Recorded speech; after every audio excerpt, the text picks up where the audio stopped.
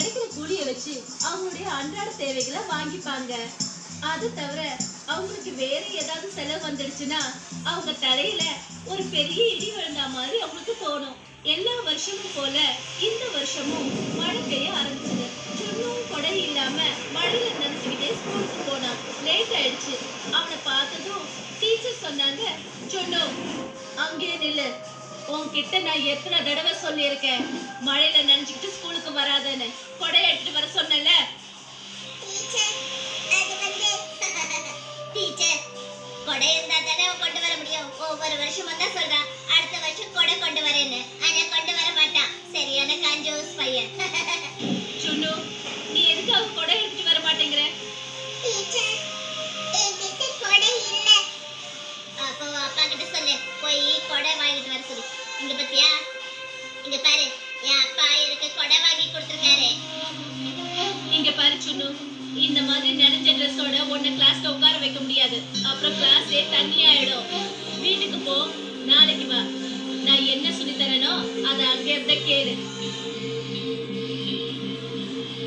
அதுக்கப்புறம் சுண்ணு நாள் பூராவும் அந்த கிளாஸ் வாசப்படியிலையோ இல்ல ஜன்னல் வழியாவோ டீச்சர் சொல்லி கொடுக்கறத ஜன்னல் வழியாவும் எல்லாத்தையும் கேட்டுட்டு இருந்தான். மறுநாள் என்ன யோசிச்சானா, மழை ஆரம்பிக்கிறதுக்கு முன்னாடியே ஸ்கூலுக்கு போயிடணும்னு யோசிச்சான். ஆனா பாவம், அவன் வெளியே வந்த உடனே மழை பெய்ய ஆரம்பிச்சிருச்சு.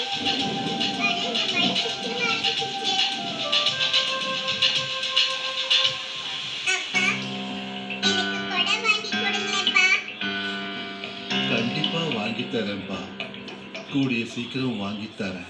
ஒவ்வொரு வருஷமும் நீங்க இப்படிதான் சொல்றீங்க. ஆனா என் பையன் வருஷம் பூராவும் மழையில நனைஞ்சுக்கிட்டே போறான். மறுபடியும் அடுத்த வருஷமும் இதே கதை. என்ன பண்ண சொல்ற? வருஷம் பூராவும் கஷ்டப்படுறேன். 2 வேளை சாப்பாடு தவிர வேற எதுவும் என்னால உங்களுக்கு வாங்கி தர முடியலையே. என்ன மன்னிச்சுடு சுண்ணு, நான் உனக்காக ஒரு சின்ன கொடை கூட வாங்க முடியல. எப்படி கண்ணா போக? மழை பெய்யுது.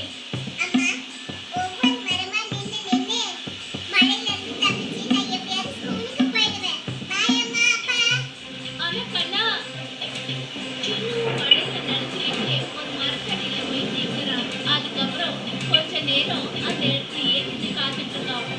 ஆனா மழையோ நிக்கிற மாதிரி தெரியவே இல்லை. கொஞ்ச நேரம் அவன் மேலேயே பார்க்கிறான். வானம் மேகமூட்டமாவே இருக்கு.